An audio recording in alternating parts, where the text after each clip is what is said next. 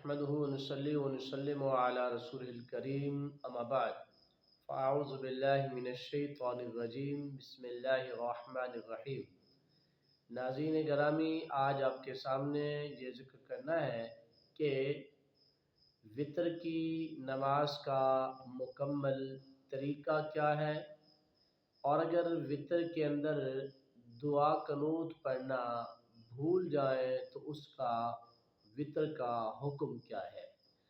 اسی طرح اگر کسی بندے کو وتر کے اندر دعا قنوت پڑھنا نہ آتی ہو، یعنی دعا قنوت اس کو یاد نہ ہو، تو وہ کیا کرے۔ اسی طرح ناظرین یہ بھی ذکر کرنا ہے کہ کوئی شخص دعا قنوت پڑھنے کی بجائے رکوع میں چلا جائے تو اس کے وتر کا حکم کیا ہے۔ ناظرین سب سے پہلے تو یہ اصول یاد رکھیے کہ دین متین کے متعلق کبھی بھی معلومات حاصل کریں تو اس شخص سے حاصل کریں جس کے پاس دین کا صحیح اور مکمل اور کامل ترین علم ہو، جو دین کی علوم سے واقف نہ ہو، اور آپ اس سے اگر دین کی معلومات پوچھیں گے تو پھر اس کی مثال ایسے ہے کہ آپ گندم کے بارے پوچھیں گے اور وہ آپ کو چنے کے بارے میں بتائے گا۔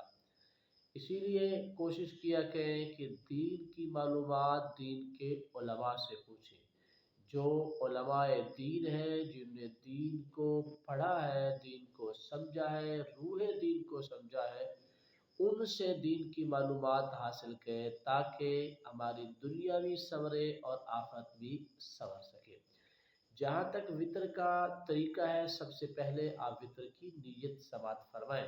نیت کرتا ہوں میں نماز کی 3 رکعت نماز وتر واجب، وقت نماز عشاء، منہ طرف کعبہ شریف کے بندگی اللہ تعالیٰ کی، اللہ اکبر۔ اور اللہ اکبر کہتے ہوئے آپ اپنے ہاتھوں کو کانوں کی لو تک برابر لے کر جائیں گے، اور اس کے بعد آپ زیر ناف باندھ لیں گے۔ باندھنے کے بعد پھر آپ ثنا پڑھیں گے، الحمد شریف پڑھیں گے، اس کے بعد کوئی قرآنی سورت پڑھیں گے۔ اس کے بعد پھر آپ رکوع میں چلے جائیں گے اور رکوع کی تسبیحات پڑھیں گے۔ پھر آپ سمع اللہ لمن حمدہ کہیں گے، اور ربنا لک الحمد کہنے کے بعد آپ سجدے میں چلے جائیں گے۔ سجدے کی تسبیحات پڑھیں گے۔ سجدے کی تسبیحات سے فارغ ہونے کے بعد پھر آپ کھڑے ہو جائیں گے دوسری رکعت کے لیے۔ اب آپ اس میں پہلے الحمد شریف پڑھیں گے، پھر کوئی قرآنی سورت پڑھیں گے، اس کے بعد پھر رکعت مکمل کریں گے اور آپ التحیات میں بیٹھ جائیں گے۔ التحیات پڑھتے ہوئے آپ نے درود شریف سے پہلے تک پڑھنا ہے، یعنی آپ عبدہ و رسولہ سے تشہد پڑھیں گے اور اس کے بعد آپ کھڑے ہو جائیں گے۔ تیسری رکعت میں آئیں گے تو آپ پہلے الحمد شریف پڑھیں گے، پھر آپ سورت پڑھیں گے۔ سورت پڑھنے کے بعد پھر آپ کہیں گے اللہ اکبر، دونوں ہاتھوں کو کانوں کی لو تک لے جائیں گے اور اس کے بعد زیر ناف باندھ لیں گے۔ اس کے بعد پھر آپ دعائے قنوت پڑھیں گے۔ دعائے قنوت جب پڑھ لیں گے پھر آپ اللہ اکبر کہتے ہوئے رکوع میں چلے جائیں گے، اور رکوع کی تسبیحات کے بعد پھر آپ اسی طرح بقیہ رکعت مکمل کریں گے۔ ناظرین یہ تھا وتر کی نماز کا مکمل اور درست طریقہ۔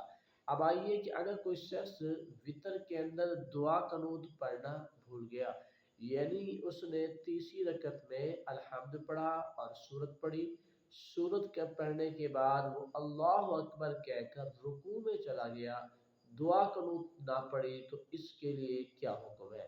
دیکھیں ناظرین، جب رکوع میں چلا گیا ہے تو اب اس صورت میں اگر وہ پلٹ کے واپس آئے گا تو اس کے وتر نہیں ہوں گے، اس کو دوبارہ پڑھنے ہوں گے۔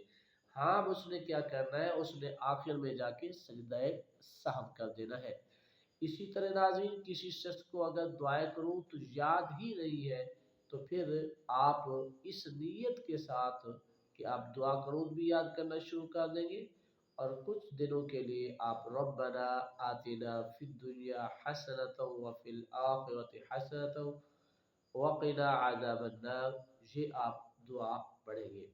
اسی طرح ناظرین اگر کوئی شخص جو ہے وطر پڑھتے ہوئے اور جو تیسری رکعت ہے اس میں الحمد پڑھنے کے بعد وہ قرآنی صورت بھول جائے اور رکوع میں چلا جائے تو اس کے لیے بھی یہی حکم ہے کہ وہ سجدہ سہو کہے گا، اس کے وطر ہو جائے گی۔ امید کرتا ہوں کہ آپ کو میری باتیں سمجھ آ گئی ہوں گی۔